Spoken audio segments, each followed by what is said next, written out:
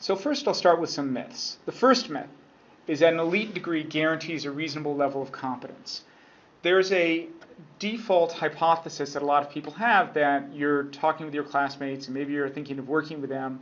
They all pass through a rigorous filter to get into the school, and hopefully they learn something from their MBA, and therefore they're reasonably competent. This is not true. The skill set required to get into school and the skill set required to get good grades at school overlap with, but are far from identical with, the skill set required to be a competent member of a management team.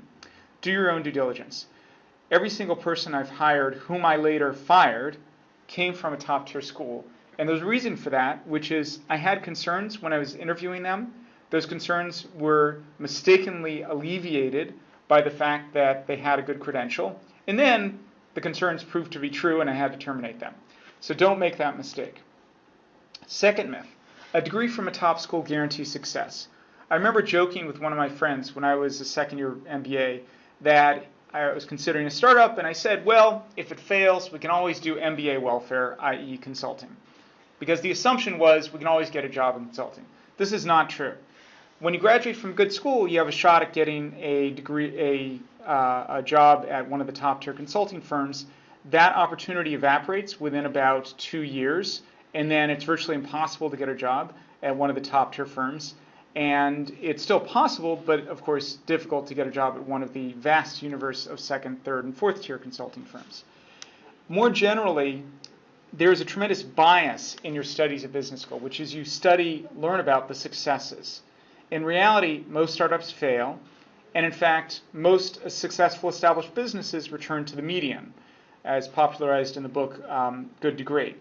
So the reality is that it is very difficult to be an above the median success, and if you plan your career based on that assumption, based on the assumption that you're going to be smarter than the average person, statistically, you can't all be smarter than the average person, right? 50% of you are below average, I regret to say.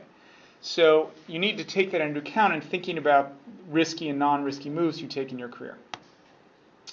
Another myth is that the whole value of the MBA is your network.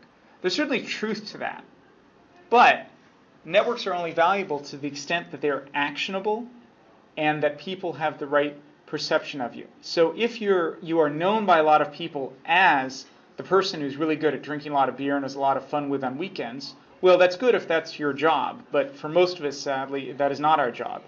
So it's better to be known by a smaller number of people as a good person who does good work and is a really productive member of the team whom you trust to have as a fellow coworker than the fun guy at parties. Some people hire based on who's fun with to be at parties. That is a very, very bad filter for whom you want to work with on an ongoing basis. So I would focus first on developing a positive reputation, and then secondly, have that be known to more people. Another myth is that your friends at school are going to last for a lifetime. So you form a lot of great relationships in business school, and what happens is those very rapidly fade to a relatively small group, usually the people who are in your industry and or in your geography. It shrinks further when you get married and have kids, which most of you will do, and which is what I've done, because you only have so much time.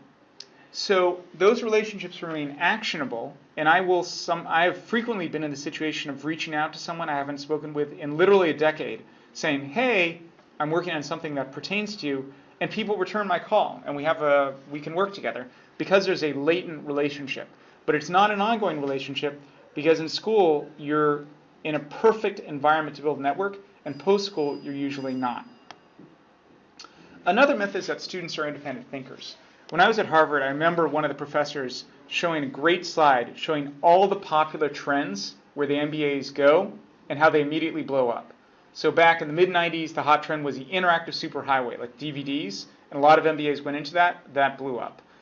When I graduated, 98, 99 era, a lot of people went into dot-coms. That blew up. Right now, startups are hot, B2C especially. That's blowing up.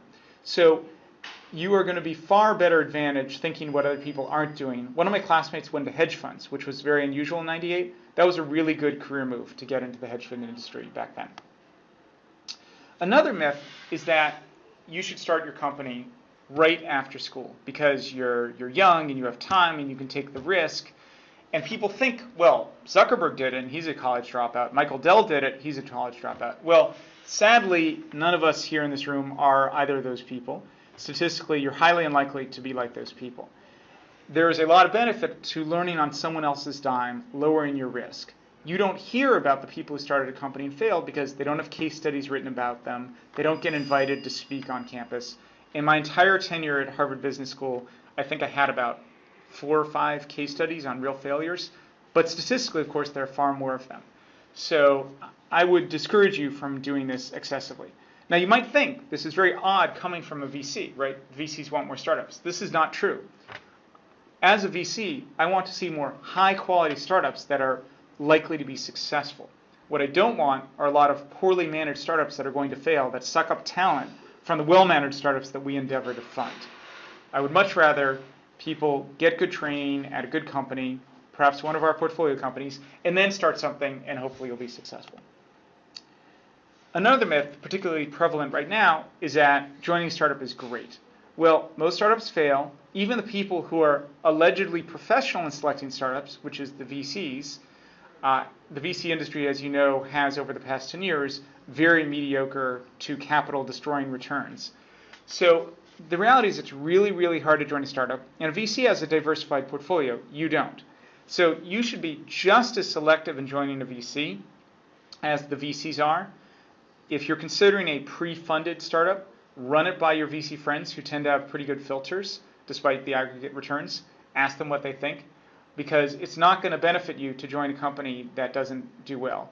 A friend of a friend joined an internet startup in 95, right? You would think, internet startup, 95, he's going to make a ton of money. Well, he worked on it for 5 years, and it sold for a pittance, and then his MBA was 5 years stale.